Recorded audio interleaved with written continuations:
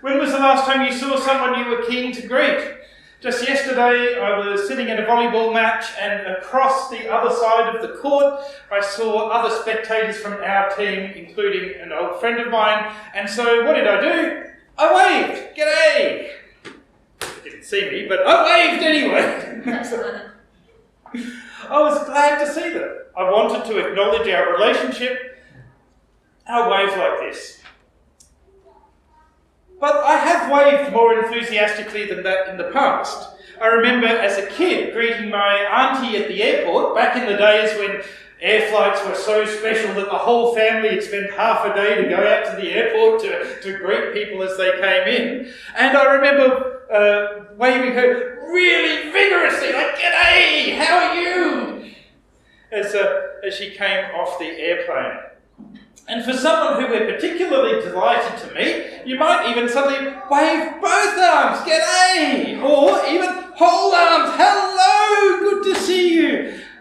And for something like a grand final parade, maybe an Anzac Day parade, or those of you who are into it, the visit of royalty, it's not just enough to wave our arms, we might even wave footy scarves or banners or flags. You need something in your hand to make your wave even bigger. Well, something like that was going on when Jesus arrived in Jerusalem. The expectation was high, the people were excited for the festival of the Passover. Some of the gospel writers, the other gospel writers, tell us that people were waving these branches from the palm trees. And then they also laid them on the ground. And in fact, even then, in those days, of course, they wore a tunic and then a cloak over the outside of it, and they'd take off the cloak and lay it down in front of Jesus as he rode into Jerusalem. Now, in a much later period of history, there's a story that Sir Walter Raleigh, you might remember it, lay down his cloak across a puddle so that Queen Elizabeth I could walk across it without getting her feet dirty. Now, whether that happened or not, it shows exactly the sort of humility and dedication to the sovereign that we see in the people's actions on that first Palm Day. And why not? Why wouldn't they do this? Because we hear that those who went ahead and those who followed were shouting, "Hosanna, blessed is the one who comes in the name of the Lord. Blessed is the coming kingdom of our ancestor David." And without giving you a lot of the background detail, simply understand that the word Hosanna was a plea for God's salvation. It's a plea for God's deliverance. The one who comes in the name of the Lord is, of course, the one who comes on behalf of God. And the expectation was that Jesus was now coming as God's promised king. These people are shouting and waving because they're welcoming Jesus as their king, and at the same time welcoming God into their situation. What's happening here is a declaration of relationship. The people welcome Jesus as God's anointed king so that Jesus will in turn be king for them. And that's normal enough. You see, there's this kind of quid pro quo. If you wave to somebody, you do rather expect and want them to wave back to you again, don't you? When we cheer so passionately for our sports teams, it's because we expect them to play well for us. When we cheer for royalty or for the Anzacs, it's because of what they mean for us and for what they've done for us. The wave is part of relationship, so it goes two ways. And I wonder today whether in our celebrations we might still meet this Jesus who we believe is still present among us with the same enthusiasm that those people did. The Palm celebration is actually one of the highlights of the church year, where we really celebrate Jesus as our King and as God's fulfilment of his promise to us. But does it go deeper than that for us? Are we ready to invite Jesus, to welcome him enthusiastically into also the whole of our lives? Are we ready to approach him with humility and treat him as the one who is King, not just in this morning, but for the whole of our lives? Indeed, are we actually joyful at the thought that God might be amongst us after all?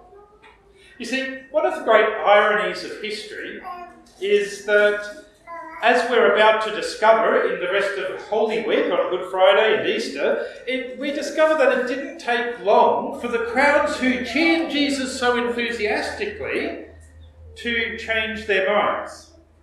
They waved vigorously when he arrived, but they were very soon replaced by another crowd that didn't cheer, but instead jeered, and who called for his death on a cross. The crowds who welcomed Jesus were fickle in their welcome.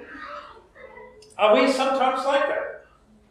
Perhaps we sing the songs on Sunday, but we don't act with Jesus as our King on Monday. We have reservations. We say to God, you can have this part of my life, but this part I want to live it my way. Perhaps we've been more closely connected to God in the past than we are at the moment. At the moment, having only kind of a passing acquaintance with him rather than full relationship. And certainly the reality is that for all of us, there are times in our lives where we will be focused on our own personal needs and desires rather than on doing God's will. We put ourselves on the throne of our lives rather than acting as if Jesus were King. We, like the crowds that cheered Jesus, are also fickle and failing in our commitment to him. That can be a problem. I wonder whether you've ever had the experience of really letting someone down. If you're old enough, I assume most of you have. I certainly have. It's hard when you meet someone and you know that you've done something to hurt them, to greet them quite so enthusiastically. What might once have been a really enthusiastic wave kind of becomes instead maybe a kind of little hand wave, because you're too embarrassed to do more than that because you're not sure of the relationship. Maybe it's even just head nod, we've seen that we're in the same room. Sometimes when you're feeling guilty and you know that they have a right to be upset, the best you can do is that.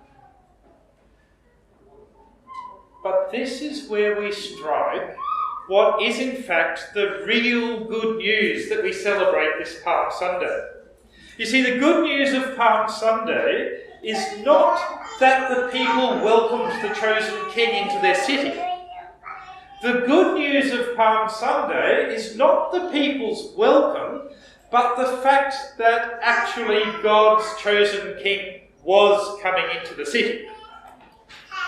The crowds waved and they celebrated Jesus coming to them in God's name, but the reality is they didn't really understand it. And as it turns out, they weren't fully committed to it. They waved as if their relationship was fantastic, but then they failed in their relationship. But that doesn't matter. Because the reality was that whether they welcomed him or not, Jesus was coming to them in God's name. He responded to their welcome with a welcome of his own.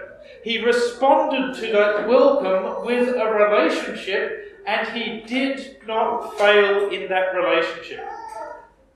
Indeed, as we remember during this next week, Jesus was there as God's appointed king, and he was there to save those people, and he was there to save the world, and he was there actually to save also you and me from our sins, and to announce the coming of God's kingdom also to us.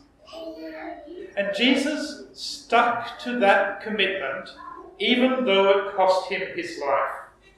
It didn't matter that the people back then failed to serve and be committed to their true king. What mattered was that their true king served them.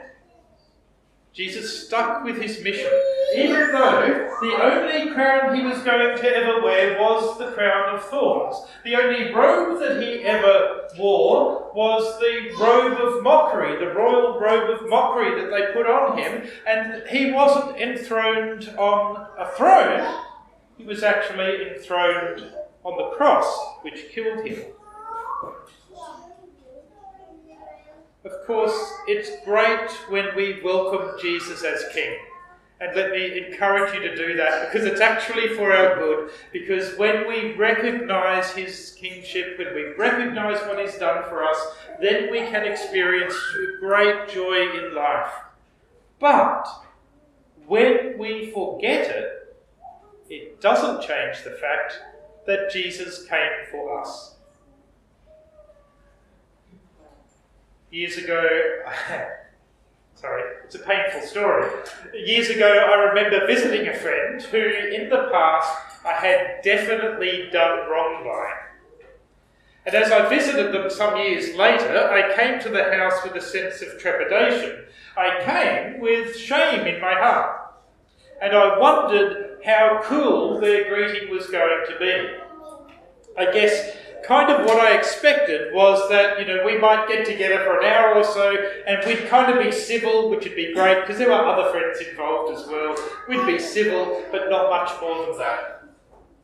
But thanks be to God, when I arrived at their house, the smile on their face was no less warm or genuine than it had ever been in the past.